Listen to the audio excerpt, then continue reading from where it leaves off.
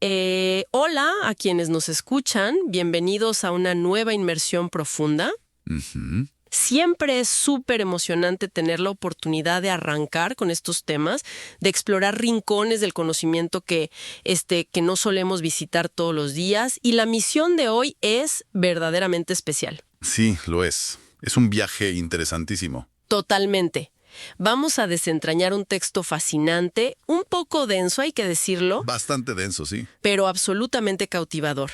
Nos vamos a sumergir de lleno en el primer capítulo de un documento que se titula El retorno de Enoc o la masonería primigenia. Y esto fue escrito por Fermín Vale Amestí. Ajá. Y bueno, para arrancar, quiero lanzar una pregunta para que la gente que nos acompaña la tenga en mente. A ver, ¿qué podrían tener en común un enigmático, un antiguo patriarca de la Biblia, el dios egipcio de la sabiduría, las deidades supremas de los aztecas y la idea moderna de crear una bóveda del fin del mundo para salvar el conocimiento humano? Es una mezcla loquísima. Sí, parece el guión de una película de ciencia ficción, pero nuestro análisis de hoy conecta absolutamente todos esos puntos de una forma increíble. Es una premisa fantástica, la verdad. Pero bueno, antes de adentrarnos en ese laberinto de símbolos, creo que es fundamental establecer las reglas del juego para esta exploración, porque no es un texto normal. Claro, ¿no? El propio texto nos advierte desde el primerísimo párrafo que estamos ante un tipo de lectura muy particular. No estamos leyendo un libro de historia lineal. No es una clase de arqueología. Exacto, ni un manual de arqueología. El autor nos explica que el conocimiento esotérico, la verdadera gnosis, no se enseña de manera tradicional. Ujú. No es como si fuera una clase de matemáticas o de física. Más bien se sugiere. Utiliza el lenguaje de los símbolos, los mitos, las alegorías, que el autor define de hecho como el lenguaje del hombre interior. O sea que si intentamos leer esto de forma literal, de buenas a primeras, nos vamos a estrellar contra la pared. Nos estrellamos seguro. Y para entender esto, el texto menciona un concepto de la tradición islámica que es muy hermoso. Se llama basira. Basira, ajá. Sí, se traduce como una habilidad de captación intuitiva. Es como una especie de iluminación interior o, poéticamente, el ojo del corazón. Me gusta eso. Imaginemos que estamos viendo uno de esos pósters de ilusiones ópticas de los 90s. Si lo miras fijamente de frente, solo ves, no sé, manchas de colores. Puras manchas. Claro, pero si relajas la vista y miras a través de la imagen, de repente, ¡pum!, aparece una figura tridimensional. Eso es la basira. Es una analogía buenísima. Quienes nos escuchan hoy deben saber que no estamos aquí para memorizar fechas. Estamos para leer entre líneas, para experimentar el descubrimiento de una verdad que, digamos, está codificada. Bueno, vamos a desempacar esto entonces. Empecemos por la figura central de todo este misterio, que es Enoch. Y lo fascinante es que el texto comienza repasando unas estadísticas sobre su vida, datos que se extraen directamente del libro del Génesis en la Biblia. Y aquí es donde las cosas ya empiezan a salirse de lo común. Empiezan a hacer ruido, sí. Según las escrituras, Enoc vivió exactamente 365 años. A ver, Un poco conveniente, ¿no? totalmente. Cualquier persona notará inmediatamente que ese es un número claramente solar. Representa los días del año. Exacto. Definitivamente nos están diciendo a gritos que no leamos esto como si fuera un certificado de nacimiento literal. Es que el número nos está guiando a ver un ciclo completo, una perfección astronómica. Pero, y esto es lo más interesante, la edad no es lo más raro de este personaje. Para nada. A diferencia de todos los demás patriarcas bíblicos que, vivieron cientos de años y luego inevitablemente murieron y fueron enterrados, con Enoc la historia es muy distinta. Es una ruptura total del patrón. Sí. El texto cita el Génesis 5:24 que dice algo escalofriante y maravilloso a la vez. Dice, caminó pues Enoc con Dios y desapareció porque le llevó Dios. Ujú. O sea, no hay tumba, no hay cuerpo. Nada. Simplemente un día estaba ahí y al otro se esfumó por completo. Y aquí es justo donde la literatura mística y esotérica hace una interpretación alucinante de esa desaparición. Al no experimentar la muerte física, Enoc es arrebatado, es trasladado, en lo que los textos llaman las alas de la Shekinah. Espera, pausa ahí un segundo. ¿Qué es exactamente la Shekinah? Digo, para quienes no están familiarizados con el término, para tener el contexto. Claro, claro.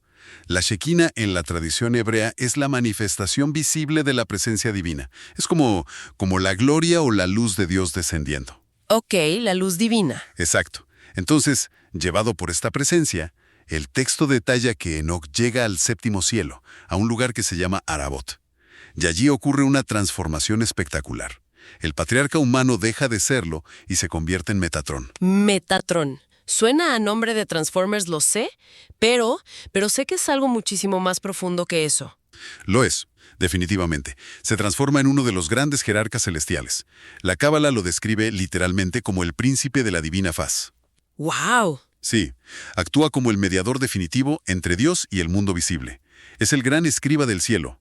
Pasa de ser un hombre de carne y hueso a ser puro fuego, luz, relámpago. Trasciende todo. Trasciende toda la jerarquía de los ángeles, sí. O sea, hizo un salto evolutivo inimaginable. Pasa de ser un buen hombre que caminaba por ahí a ser literalmente el guardián de los misterios del universo. Así es. Y lo que hace el texto a continuación es ampliar la identidad de Enoch de una manera que rompe todas las fronteras geográficas, culturales, todas. Nos muestra que esta figura no es exclusiva de la tradición judeocristiana para nada. Resulta que si vas a la antigua Babilonia, ellos afirman que Enoc fue el que inventó la astrología. Ok. Y si te vas a Grecia, lo asocian directamente con Hermes. Con el mensajero de los dioses. El mismísimo mensajero. Y en Egipto dicen que fue el gran constructor de las pirámides, siendo el equivalente al dios Tot, el señor de la sabiduría y la escritura. Es increíble. Y sigue. En el Islam es reconocido como el profeta Idris. Y para rematar, y esto es lo que te vuela la cabeza, cruzando el océano, en las antiguas tradiciones de América Central, el texto lo vincula con deidades como Enecatl y nada menos que Quetzalcóatl. ¿La serpiente emplumada? Sí, el gran civilizador de los toltecas. A ver si entiendo. ¿Me estás diciendo que los babilonios, los griegos, los egipcios y hasta los aztecas estaban hablando esencialmente del mismo tipo? ¿Cómo es eso siquiera posible? Bueno, si usamos esa intuición, esa basira de la que hablamos al principio, nos damos cuenta de algo vital aquí. Ajá. Para todas estas tradiciones iniciáticas, Enoc ya no es una persona literal. No es un ser biológico con pasaporte y fecha de nacimiento. Se convierte en una entidad jerárquica. Un concepto. Es un arquetipo que trasciende el tiempo, lo que los filósofos llamarían el hombre universal.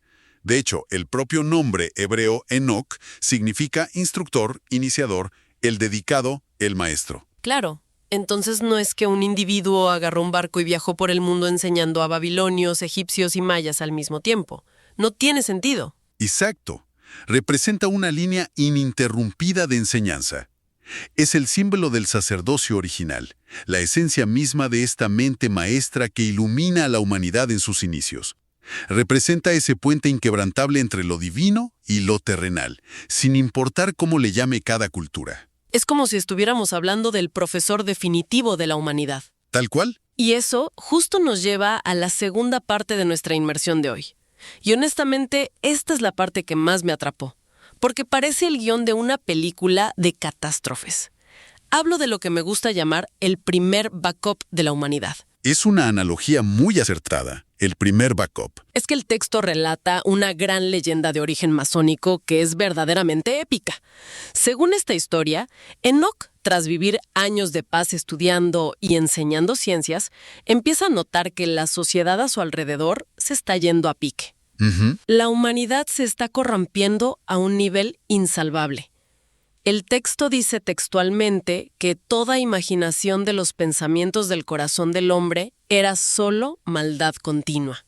Una descripción durísima. Así que, disgustado y aterrorizado por lo que ve, Enoc tiene una visión profética de una destrucción global inminente, el famoso diluvio. Una purga global. Y fíjate en la respuesta de Enoc ante esa revelación, porque eso es clave. No es el pánico.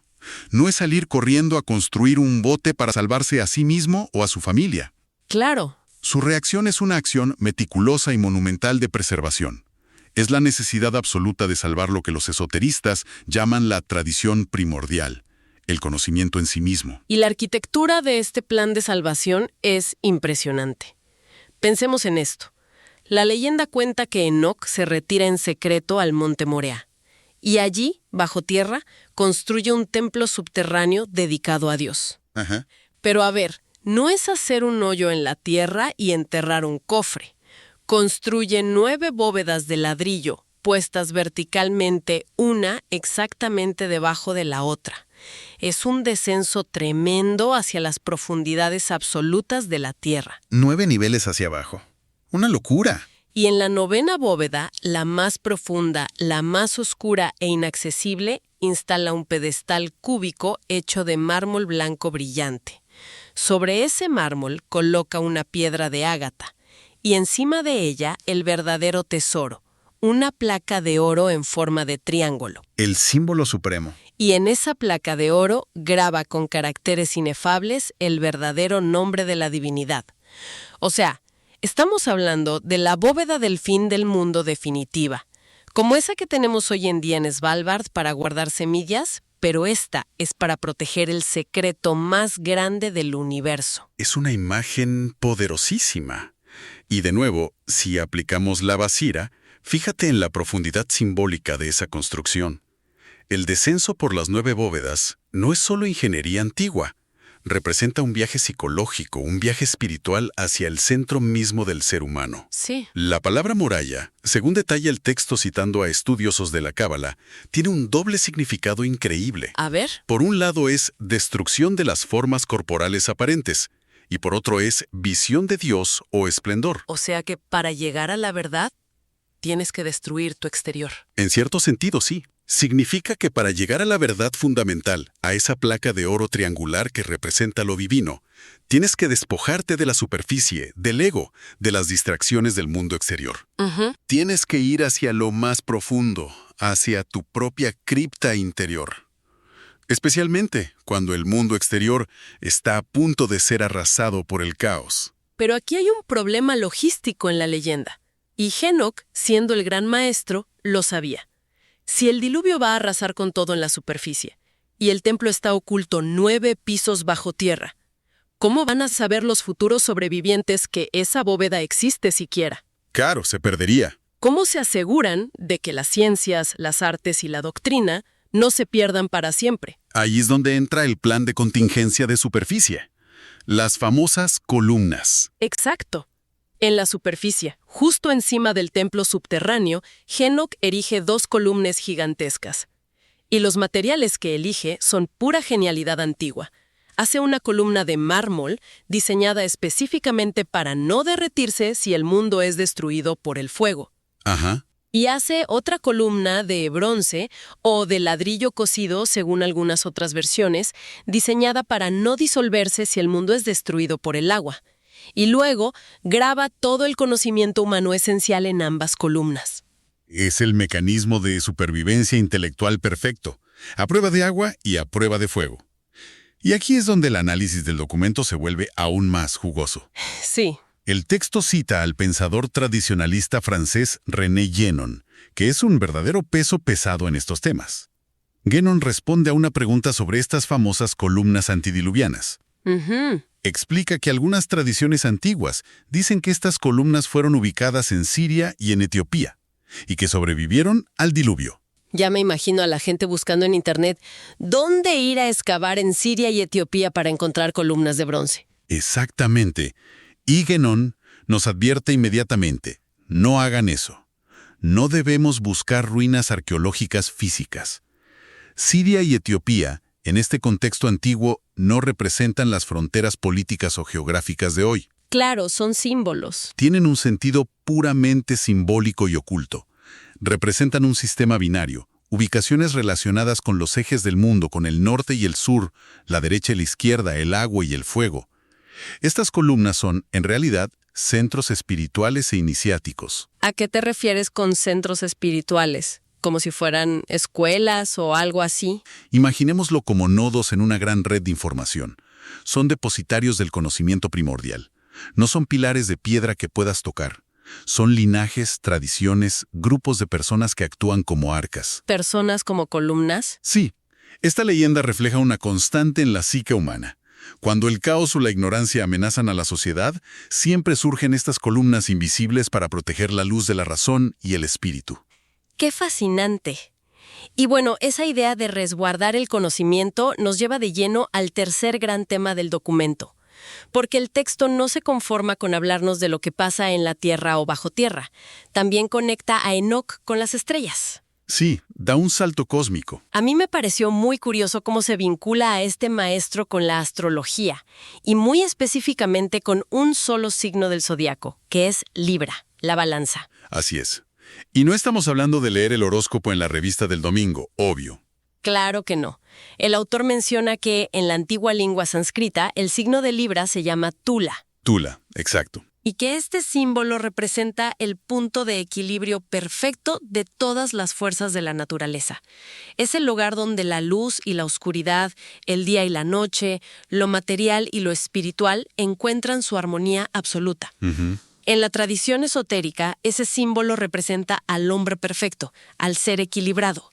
Y claro, en estas antiguas tradiciones, ese hombre perfecto es Henoch. Esa idea de la balanza de Tula es fundamental para entender todo. Representa el potencial de la energía en su estado más puro, justo antes de que se desequilibre para crear el movimiento constante y a veces caótico de la vida. Ajá. Y ese concepto de equilibrio y polaridad nos introduce el que quizás sea el marco teórico más profundo que plantea el documento hacia el final. La dicotomía espacial entre la montaña y la caverna. Es una metáfora brillante sobre cómo el conocimiento fluye o se estanca dependiendo de la época en la que nos toque vivir. Sí, necesito que me expliques eso, porque la transición que hace el autor entre estos dos símbolos, la montaña y la caverna, es bellísima, pero puede resultar un poco abstracta a primera vista. ¿Podrías desmenuzarlo un poco más? Con todo gusto. Pensemos en que el conocimiento espiritual y científico puro es como nuestra red de Internet. Ok. El texto nos explica que la montaña representa el centro del mundo durante una época cósmica muy específica. La tradición hindú lo llama el Satya Yuga, o la Edad de Oro, el periodo de la verdad. Es una época primigenia, donde la humanidad terrestre vivía en armonía absoluta. ¿Y cómo funciona el conocimiento en esa época, en esa Edad de Oro? Es como tener Wi-Fi gratis, público, rapidísimo y sin contraseña para todo el planeta. En ese tiempo dorado, la verdad estaba abierta, visible, para todos. Todos estaban conectados. Exacto. Por eso el símbolo es la cima de la montaña.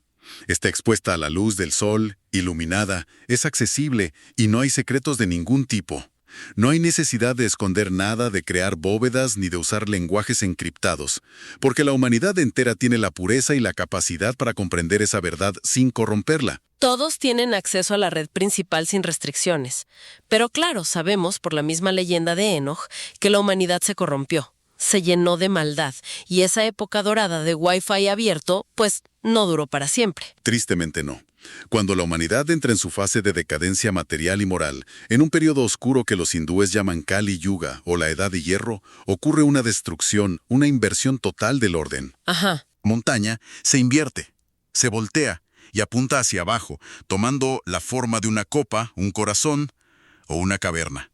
O sea que el conocimiento literalmente se va a la clandestinidad. Se encripta por completo. El centro espiritual no desaparece. La verdad sigue existiendo, pero abandona la superficie. Se retira de la cima iluminada de la montaña hacia la oscuridad protectora de la cripta subterránea. Igual que el templo de las 9 bóvedas de Enoch, que mencionamos antes. Idéntico.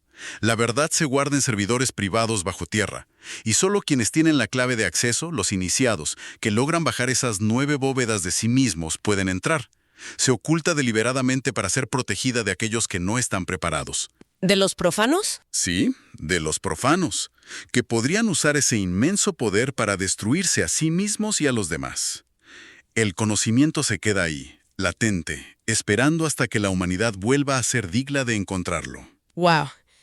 Es una forma increíble de explicar por qué existen los secretos en las tradiciones místicas.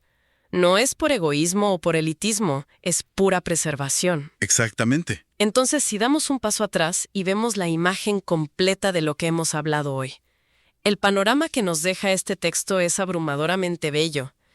Empezamos nuestra exploración con un personaje oscuro de la Biblia, alguien con un currículum imposible de 365 años, que vivió antes del diluvio, y terminamos descubriendo un arquetipo universal gigantesco. Un arquetipo que sobrevive a las eras. Exacto. Enoch trasciende las religiones y los mapas. Es el símbolo del hombre perfecto, esa chispa divina de inteligencia y equilibrio que habita en lo más profundo del ser humano. Totalmente. Es aquel que logra reconciliar a la tierra con su creador.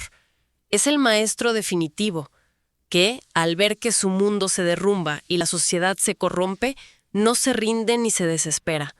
Al contrario, baja las profundidades para construir bóvedas inexpugnables y levanta columnas invencibles de mármol y bronce. Todo con un solo propósito: asegurar que sin importar cuántos diluvios, cataclismos o apocalipsis vengan, la esencia del conocimiento y la verdad jamás se pierdan por completo. Lo has resumido a la perfección. Y creo que la verdadera lección que podemos llevarnos de estas fuentes, la enseñanza central, es que acercarnos al conocimiento esotérico no se trata simplemente de acumular datos extraños sobre templos antiguos, deidades aztecas o ángeles de fuego. Claro, no es trivia. No, para nada. Se trata de comprender profundamente cómo funcionan los ciclos cósmicos y humanos de destrucción y preservación. Entender nuestro lugar en ese ciclo. Exactamente. El texto es una invitación constante a despertar esa intuición, esa basira de la que hablábamos al principio. Nos empuja a no quedarnos con la lectura superficial de las cosas, sino a leer entre líneas los grandes mitos que han acompañado a la humanidad desde el principio. Sí. Nos dice que el templo de Enoc no es necesariamente un lugar físico en el monte Moraya al que debamos ir a desenterrar con palas. Ese templo, esa caverna profunda que guarda la placa de oro con el nombre divino, existe en la intimidad de la conciencia humana. Está dentro de nosotros, esperando pacientemente a ser descubierta por quien tenga la valentía de buscar con sinceridad. Esa es una conclusión bellísima y muy brillante. Es un viaje hacia adentro.